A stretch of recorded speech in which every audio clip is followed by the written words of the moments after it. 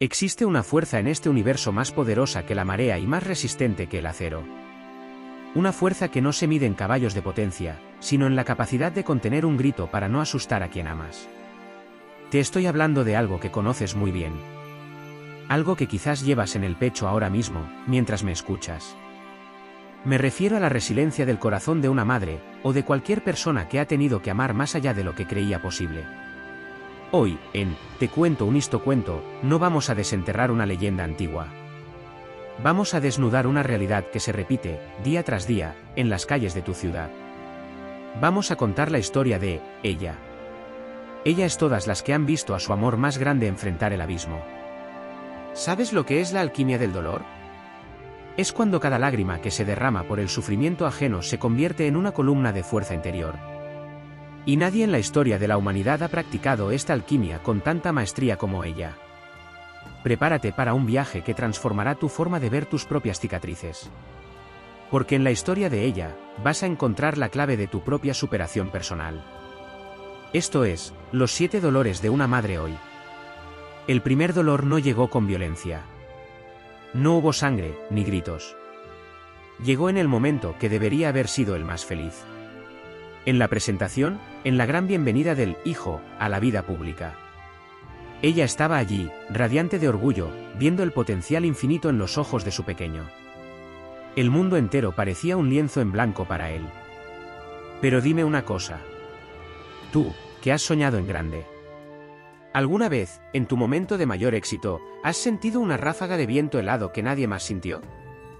Un susurro interno que te dice que este brillo no durará para siempre. Eso fue lo que le pasó a ella. En medio de los elogios y las promesas de un futuro brillante para su hijo, ella escuchó la profecía. Un anciano, de esos que han visto demasiadas mareas, se le acercó y le dijo las palabras que serían el primer cincel en su corazón. Este niño está destinado a ser una gran luz, pero esa luz atraerá sombras. Y a ti, una espada te traspasará el alma. Esa fue la primera cicatriz. El dolor de la incertidumbre. El momento exacto en que ella dejó de ver el futuro de su hijo como una línea recta de felicidad y comenzó a verlo como un campo de batalla.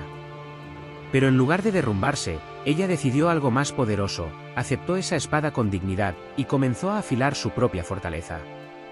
Apenas el eco de la profecía se había asentado en su alma, la realidad golpeó con brutalidad. La sombra que el anciano había anunciado no se hizo esperar.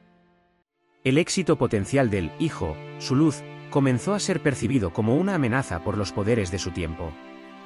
La envidia y el miedo de los de arriba se convirtieron en una orden de caza.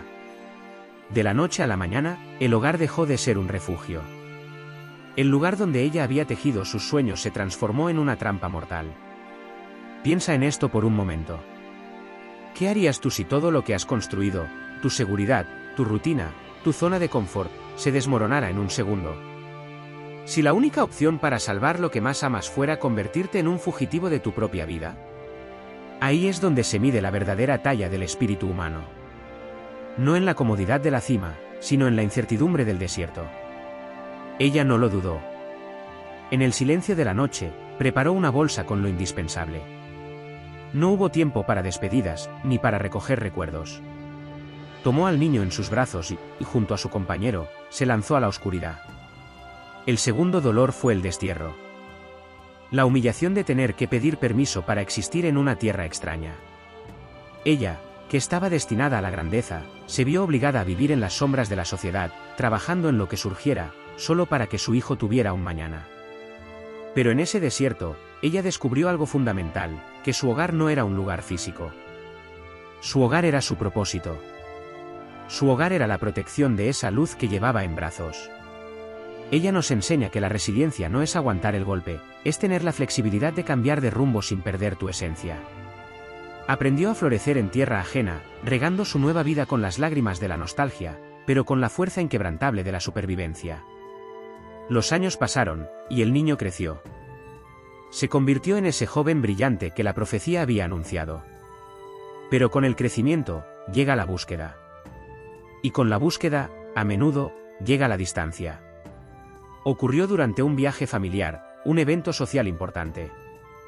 En medio del bullicio del regreso, ella se dio cuenta de algo que heló su sangre: el hijo no estaba. No estaba con el grupo, no estaba con los amigos. Simplemente, había desaparecido. ¿Sabes cuál es uno de los mayores miedos de quien ama profundamente? No es la muerte. Es la desconexión total. Es el silencio del otro lado de la línea. Es ver cómo alguien que es parte de tu alma se vuelve un extraño, perdido en sus propios laberintos mentales, en sus adicciones, o simplemente, en su necesidad desesperada de encontrarse a sí mismo lejos de ti. Esa angustia visceral, esa que te hace buscar sin descanso mientras tu mente dibuja los peores escenarios, ese fue el tercer dolor de ella. 3 días. 3 eternos días duró la búsqueda.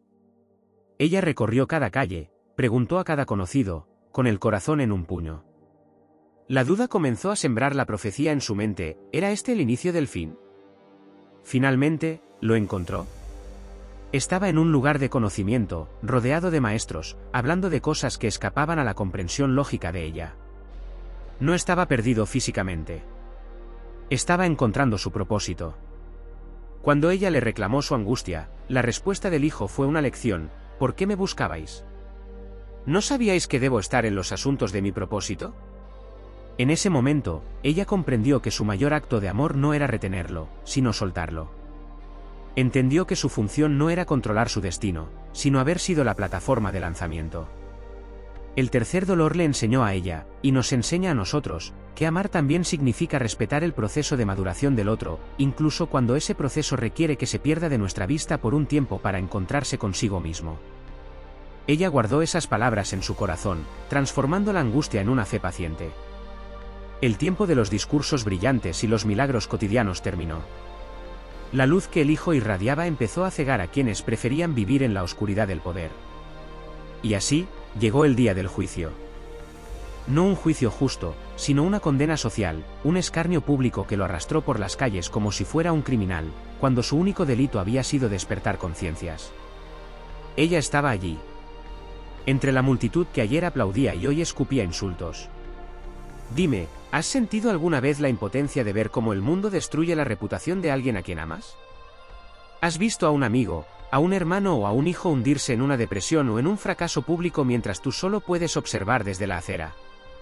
Ese es el cuarto dolor. No es el dolor propio, es el dolor reflejado. Es ver la carga que el otro lleva sobre sus hombros y saber que, por mucho que quieras, no puedes cargarla tú. En medio de ese caos de gritos y empujones, sus miradas se cruzaron. Solo un segundo. El hijo, agotado, cubierto por el polvo de la derrota social, y ella, con el alma rota pero la espalda erguida. En ese encuentro no hubo palabras de rescate. No hubo un milagro que detuviera la procesión del dolor. Solo hubo una mirada que decía: te veo. Sé quién eres. No importa lo que digan ellos, yo sé la verdad de tu corazón. Esa es la verdadera superación personal, la capacidad de ser presencia en la tragedia. Ella nos enseña que, cuando no puedes cambiar el destino de alguien, puedes cambiar su experiencia del destino simplemente estando ahí. Su resiliencia en este cuarto dolor fue su negativa a apartar la vista. Se mantuvo firme, convirtiéndose en el ancla que el hijo necesitaba para no rendirse antes de tiempo. Aprendió que el amor más maduro no es el que evita el sufrimiento del otro, sino el que le da sentido compartiendo el peso del camino. Y entonces, el mundo se detuvo. El ruido de la multitud se convirtió en un zumbido lejano. El hijo, aquel que ella había acunado, aquel cuyas primeras palabras fueron música en su hogar, ahora estaba allí, en la cima de su propio sacrificio. Expuesto. Agotado. Entregando el último aliento en una lucha que parecía haber perdido. Ella estaba al pie del abismo. No se escondió en su casa a esperar la noticia. No se tapó los oídos. Se quedó allí, de pie. Dime, ¿conoces ese silencio? Ese momento en el que la vida te quita lo que más valoras. No es un ruido fuerte, es un vacío que te succiona el aire de los pulmones. Quizás fue ese proyecto que murió, ese amor que se fue para no volver, o ese hijo, simbólico, tu sueño más grande, que viste desvanecerse ante tus ojos sin poder hacer nada. Ese es el quinto dolor. El dolor de la pérdida absoluta. El momento en el que el cielo parece de hierro y no hay respuestas, solo el eco de tu propia respiración. Ella vio cómo la luz de sus ojos se apagaba. Vio la injusticia triunfar, aparentemente. Vio el final de la historia que le habían prometido como grande. En ese instante, ella no solo era una madre perdiendo a su hijo, era un ser humano viendo cómo su propósito se desintegraba. Pero observa bien su figura. No está de rodillas suplicando piedad. Está de pie. Esa es la imagen máxima de la resiliencia, la capacidad de sostenerse sobre las propias piernas cuando el suelo ha desaparecido. Ella nos enseña que hay una dignidad sagrada en el duelo. Que perder no es el final si sabes cómo estar presente en la pérdida. En ese abismo, ella no perdió su esencia, la transformó. Aprendió que el amor no se acaba cuando la presencia física desaparece, sino que se expande para ocupar todo el universo. Su silencio fue su victoria. La tormenta ha pasado. El ruido de los verdugos se ha desvanecido en la distancia y solo queda el eco de un adiós que todavía quema en el aire. Es el momento del descenso. El cuerpo del hijo, ya sin el brillo de la vida, es entregado a los brazos de quien se lo dio todo en un principio. Ella lo recibe. No es el bebé que mecía en el destierro, es un hombre roto por la incomprensión del mundo. Pero en sus brazos, sigue siendo su mayor tesoro. Dime, ¿alguna vez has tenido que recoger los pedazos de tu propia vida? ¿Has tenido que sostener entre tus manos las ruinas de lo que amabas, después de que el desastre terminara? Es ese momento en el que la adrenalina de la lucha desaparece y solo quedas tú, a solas con la realidad. Ese es el sexto dolor, el abrazo al vacío.